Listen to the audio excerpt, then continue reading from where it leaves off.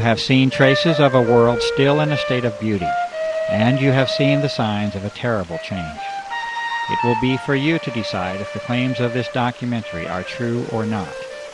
You have seen the distinctions between what mankind has known for decades to be in harmony with our surroundings, and that which is a product of our urge for technological supremacy over nature. You have seen a clear sky, this blue that was but is no more, the sky that has been taken away from us all. You have been confronted with assertions of operations on a scale never seen before in the history of mankind, and you have been shown evidence that aircraft can alter and have altered the fragile envelope for life that we call the atmosphere. You have seen science and sampling applied to the problem over and over at the grassroots level. Numerous methods have been demonstrated that show artificial and deliberate modification of the atmosphere, including its chemical, thermal, electromagnetic, and physical properties. There are detrimental effects that can be anticipated and that have been observed as a result of these changes in our air, and we must all accept the consequences of the toxic environment that has been created. The health of our home and lives have been sacrificed in the search for dominion and control. You have witnessed a high level of interest in the subject of this documentary by the military branches at the highest level, the intelligence services, the chemical industry, research organizations, defense contractors, bioengineering firms, and the pharmaceutical complex. You have heard the responses of the public, government, and even environmental organizations in response to the innumerable requests by the public for investigation. These responses repeatedly revert to describing phenomena that are normal and commonly observed, while denying and dismissing the extraordinary observations that sensible and reasonable citizens have called attention to. There has been a sustained campaign to ridicule and discredit the cumulative efforts of years of research, activism, and devotion by countless individuals acting from the motive of concern for the health of this planet and its inhabitants. A free and democratic society, if it is to continue to exist, must be able to openly discuss the benefits of technological and military supremacy against the deleterious impact upon the environment that we as global citizens must share. Divine rights of humankind must assume their rightful place amongst the individual nation's right for military security and secrecy.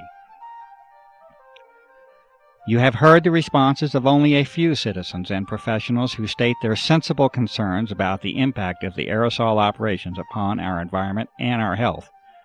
The lack of time prevents the presentation of the awareness that is now known to be shared by a grassroots network that conservatively must include millions of people. The extent of this awareness across national boundaries is apparent, and this network is of global proportion. The control of media information by relatively few corporate interests appears to be a significant factor in the restriction of honest and open public discourse on the aerosol issue. The attempts at ridicule of this issue by the U.S. military establishment should also be evaluated as to intent and motive. You have been provided with an analysis of the potential agendas of the aerosol operations.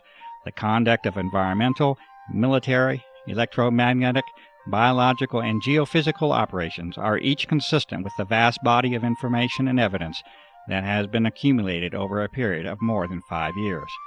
This result has been reached with the painstaking efforts of numerous citizens, researchers, and activists across the country and around the globe. Many of the operations under consideration would appear to regard the welfare of human beings, the life of this planet, and our environment as a low priority. Many people, having become convinced of the reality of these operations, will naturally ask the question, what can I do to help? It is also known from experience in history that many of these same individuals feel helpless and powerless after they confront the immensity and complexity of the operations. They also often become disillusioned after encountering the predictable and disingenuous responses of our public servants. It is also known that the traditional methods of dissent and activism are no longer working, and the political process is failing in a constitutional sense. Petitions have been signed and disregarded.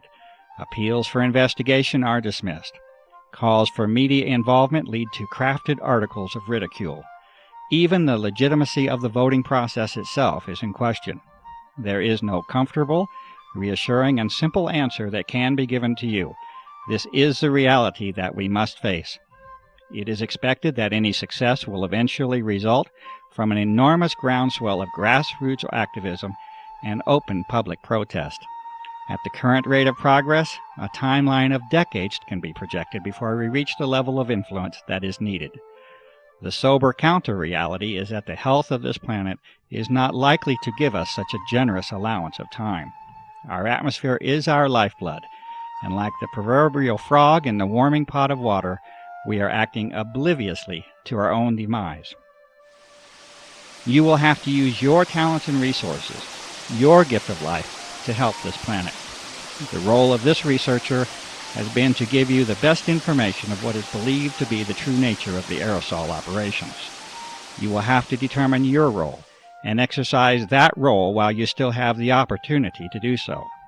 If you are a professional, you must inquire into the ethics of your profession and answer the questions of public service that accompany it. If you are a citizen, you must participate. If you remain silent in the hope of preserving your freedom and security, you are almost certain to lose both. The doctor, the journalist, the scientist, the lawyer, the politician, the environmentalist, the activist, the author, the filmmaker, the fundraiser, the organizer. You must all assume your roles openly, publicly, and quickly to offer any real hope for our survival. I make this appeal to you. This documentary is a not-for-profit venture. It has been made with an appeal to you personally in mind. It may be freely copied in its entirety and distributed. No individual is permitted to distribute this documentary with a profit motive. It has been created for the benefit of the public. Please help us to restore and regain the world that you know can exist.